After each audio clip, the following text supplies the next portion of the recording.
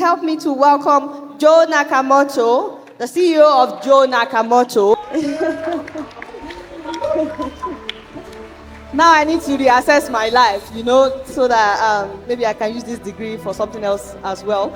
And he will be moderating this panel that will be talking about building products that people want.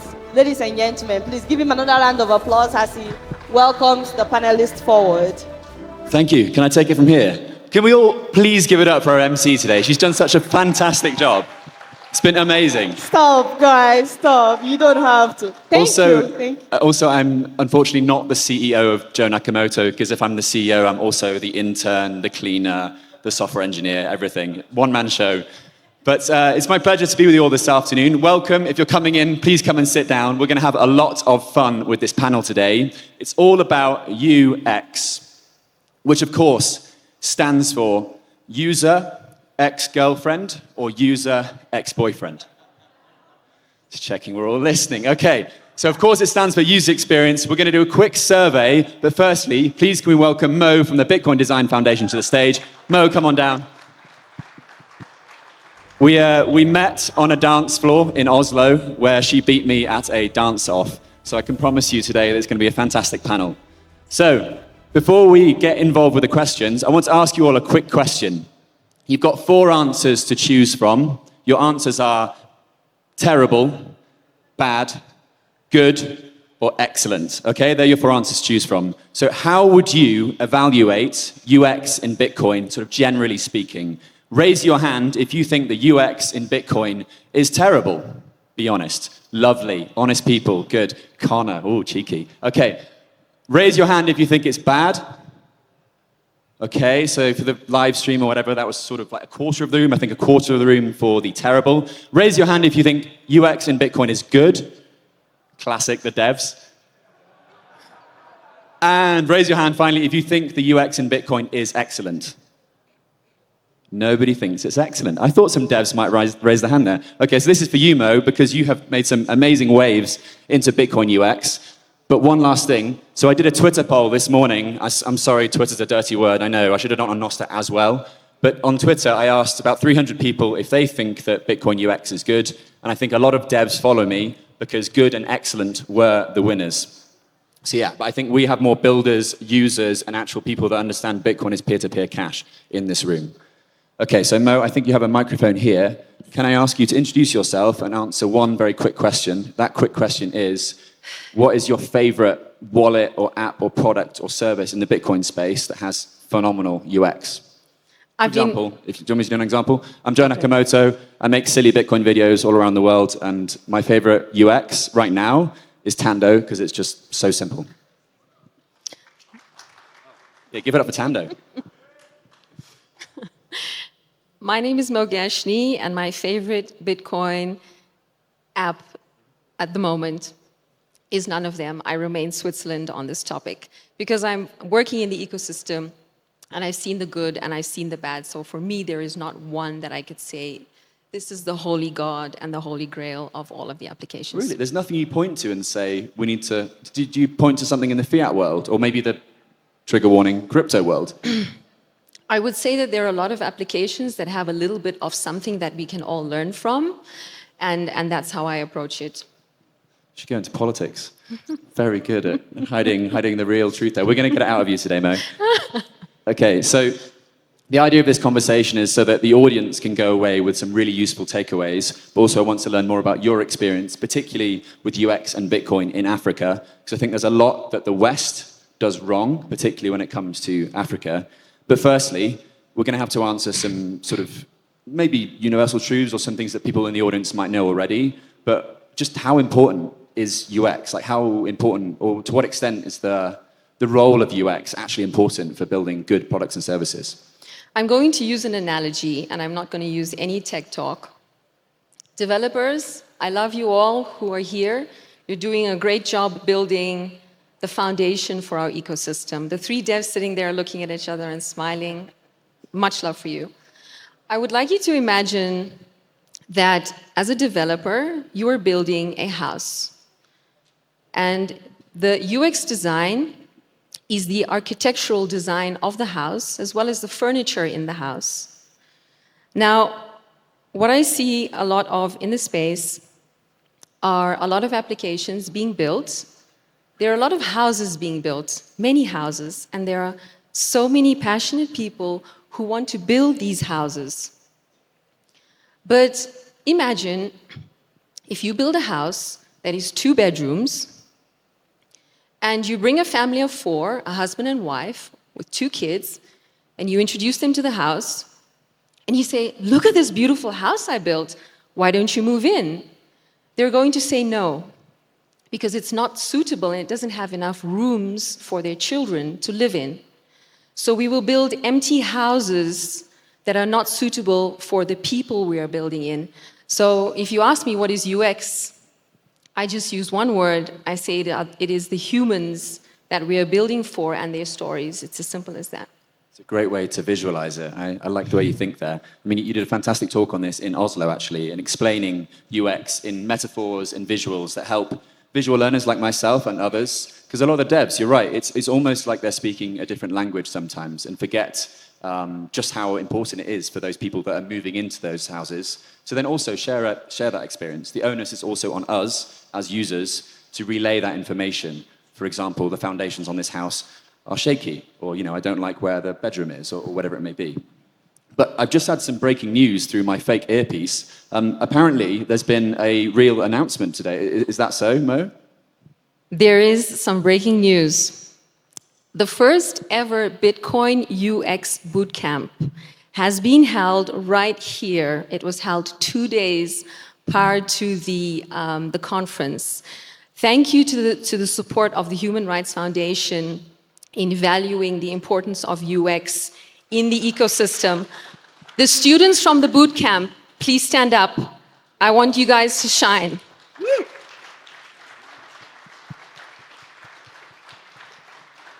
10 African people, 4 women and 6 males from the African continent who we brought here to educate them on how to build applications for real humans. I'll say one thing, it is called the UX Design Bootcamp. There was no design. They've been going deep into the problem space and understanding the problems of these wallets. We've been doing a UX analysis of Tando, Bitsaco, Fedi, students please help me here, I'm very bad with remembering, Bitnob, and Bitsaco. So we've done UX analysis of all, and what's been happening here at this conference is they've been grabbing people and doing usability testing with people here at the conference. I'm gonna shill, because that's me, tomorrow at 12:45 in the gridless room, there will be a presentation by these students on their experience and the data that they've gathered on these Bitcoin wallets. Please come and help us celebrate them and allow them to shine. Awesome, fantastic. There was another piece of news though, right? Can you share it publicly? Is this the first time it's being shared? You guys are the first to hear this, aside from the very few people who are actually working on it. We're launching the next one, which is going to be in Brazil. And as of tomorrow, we're going to be accepting applications for the first ever Bitcoin UX bootcamp in Brazil. We want Brazilian UX designers developing UX solutions for Brazilians. We want Africans developing UX solutions for Africans. It's amazing, absolutely amazing. So yeah, it's sponsored by the HRF, no? Is that the... Also by the HRF. Okay, fantastic. So yeah, you mentioned there that we need to have tools built by the people then using the tools, as opposed to what it seems to be in large parts of the world, which is people in Silicon Valley will build tools that we then use in the respective corners of our world. When we talk about Kenya and good UX and solutions that are used every day by millions of people, it's very hard not to think of M-Pesa, right? Another sort of specific country-specific solution to a very specific problem. Is there anything that the Bitcoin space can learn with regards to UX with how M-Pesa became so successful? Like, I'm sure you've seen, or maybe there's an equivalent mobile money solution in South Africa where you're from.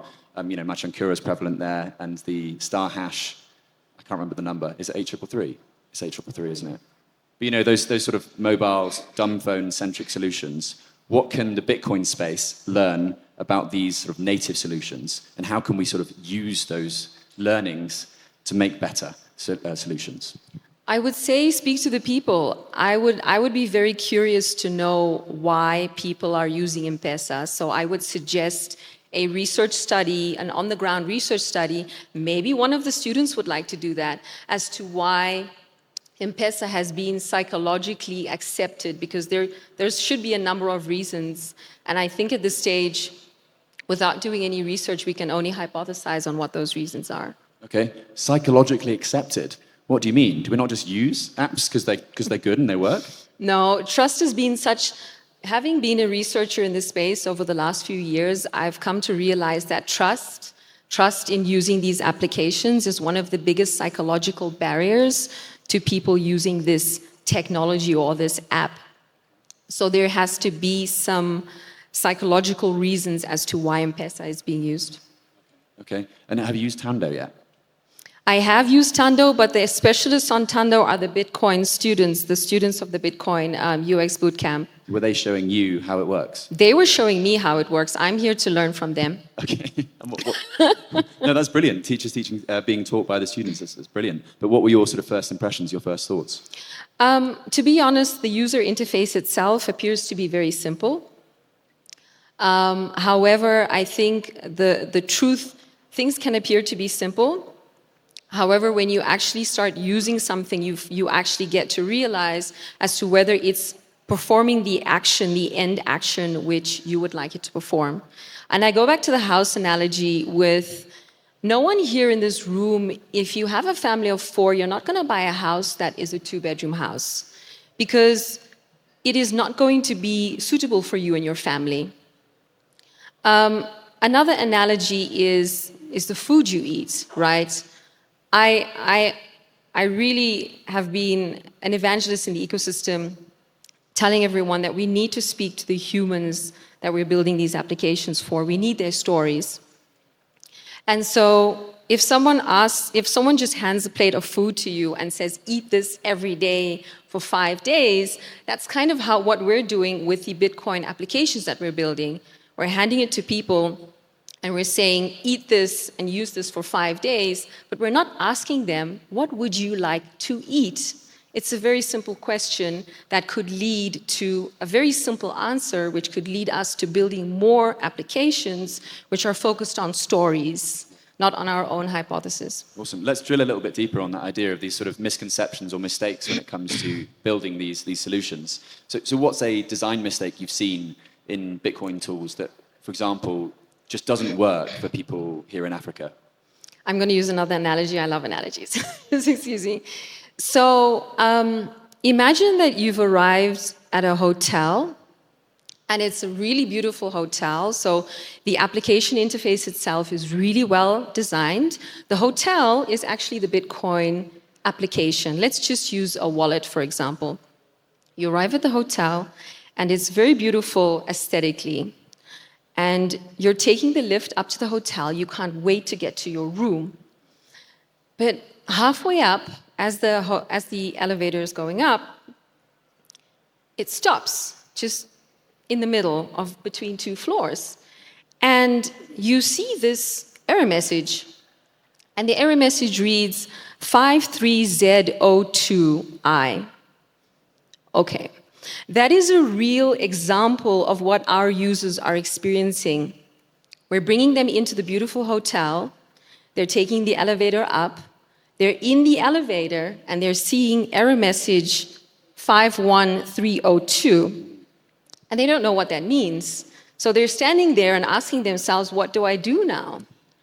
Error messages is a thing. It is a real thing. If we're asking people to trust us to put their monetary wealth onto these applications, then if we get them stuck in the elevator as they're going up, then how can they trust the experience that they're going to have in the hotel room? They're already stressed by the time before they even get to the hotel room. Exactly. Rubbish holiday, rubbish hotel, 0 stars in the App Store or Play Store. Who here has received a random weird error message that you can't decode or can't understand? Well, I guess a lot of people are asleep as well. Sorry if you're asleep. But yeah, I think it's a really common issue, and I'm smiling along here because I've seen that several times, particularly on new Bitcoin apps. But yeah, is that one of those things that immediately after that point, you're a bit like, what am I doing here? I should check out of this hotel. Okay, I know we've got to be quite quick with this panel, so I'm going to change gears again. If you were designing a Bitcoin app for a farmer in Kenya, what is the first thing you would focus on? I would go right to the farmer himself.